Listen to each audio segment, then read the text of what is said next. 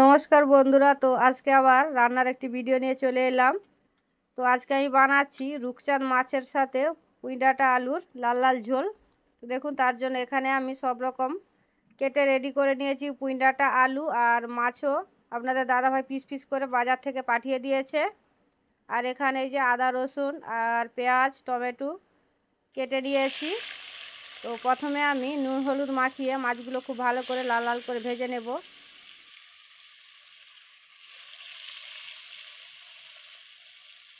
আর প্রথমের মাছগুলো দেখুন খুব ভালো করে ভেজে নিয়েছি, এগুলো তুলে নিচ্ছি। এরপরে আমি সব কটা মাছ একই রকমভাবে ভেজে নেব।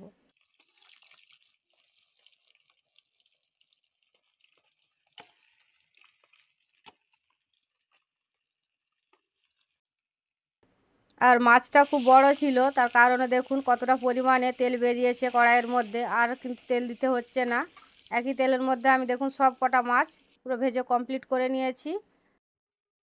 আরও তেল রয়ে গেছে কড়াইয়ের মধ্যে, দেখুন অনেকটাই তেল বেশি হয়েছে।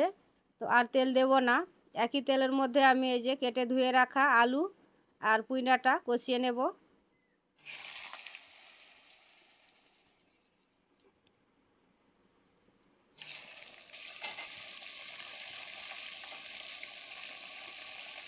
দিয়ে দিচ্ছি নুন পরিমাণ মতো এর মধ্যে। আর বন্ধুরা, এই যে পুঁই ডাঁটাটা কষিয়ে নিলে পরে খাওয়ার সময় কিন্তু কোনো হালি গ্যাস থাকবে না।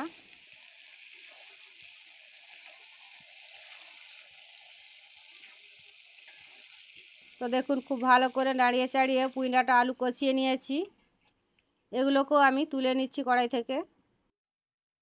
এরপর আমি রান্নাটা শুরু করবো। এই তো দেখুন সব কিছু মশলা রেডি করে নিয়েছি। আর কড়াইয়ের মধ্যে পরিমাণ মতো পেঁয়াজ কুচি, আদা রসুন বাটা আর গোটা লঙ্কা, গোটা জিরে, গোটা ধনে বেটে রেখেছিলাম পরিমাণ মতো, সব কিছু মশলা দিয়ে কষিয়ে নিয়েছি। তো আর একটু জল দিয়ে খুব ভালো করে কষিয়ে নিতে হবে।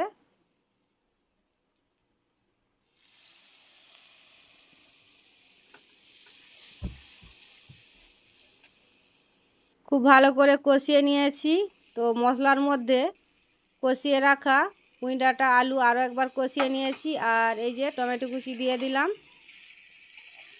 সব কিছু খুব ভালো করে কষিয়ে নেব মশলার মধ্যে। আর বন্ধুরা দেখুন কতটা সুন্দরভাবে পুঁই শাক আর আলু থেকে তেল ছেড়ে গেছে। আর এদিকে আমার কষানোটাও খুব সুন্দর হয়েছে। এরপর দিয়ে দিচ্ছি আমি ঝোলের জন্য পরিমাণ মতো জল।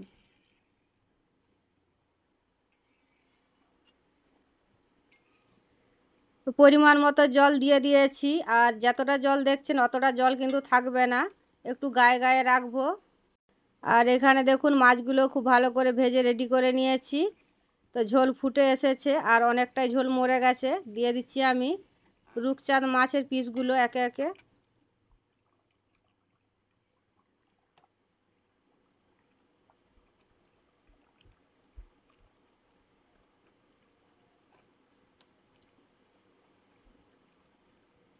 অনেকগুলোই যেহেতু মাছ রয়েছে, তবে আমি সব কটা দেবো না, কিছু মাছ রেখে দেব। এই যে যেগুলো আজকে রান্না করেছি এইগুলোই, আর বাকি মাছ রেখে দিয়েছি। তো দেখুন গায়ে গায়ে করে নিয়েছি রান্নাটা। আর বন্ধুরা, রান্নাটা আমার কিন্তু প্রায় শেষের মাথায় হয়ে এসছে। দিয়ে দিচ্ছি আমি অল্প নুন স্বাদের জন্য। তো আর বেশিক্ষণ কিন্তু ফোটাবো না, একবারে লাস্টের মাথায় চলে এসছে। এরপর আমি নামিয়ে নিচ্ছি। আর কতটা সুন্দর হয়েছে আপনাদেরকে দেখাচ্ছি নামিয়ে। তো দেখুন নামিয়ে রেডি করে নিয়েছি। আর একটা কথা তো ভুলেই গেছি বন্ধুরা, গোটা গরম মশলার গুঁড়ো দিয়েছি। কতটা সুন্দরভাবে কালার এসেছে দেখুন। তো রূপচাঁদ মাছ দিয়ে আর পুঁই ডাঁটা আলু দিয়ে যে ঝোল করেছি, সত্যি যে কোনো রান্না খুব ভালো করে যদি করা হয়, একটা রান্না দিয়েই কিন্তু ভাত খাওয়া হয়ে যাবে।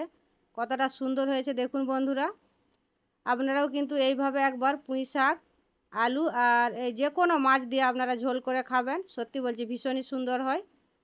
আর আজকের রান্নাটা যদি আপনাদের কাছে ভালো লেগে থাকে অবশ্যই লাইক কমেন্ট করবেন। এবং আপনারা ভালো থাকবেন, সুস্থ থাকবেন। দেখা হচ্ছে আবার অন্য কোনো রেসিপিতে।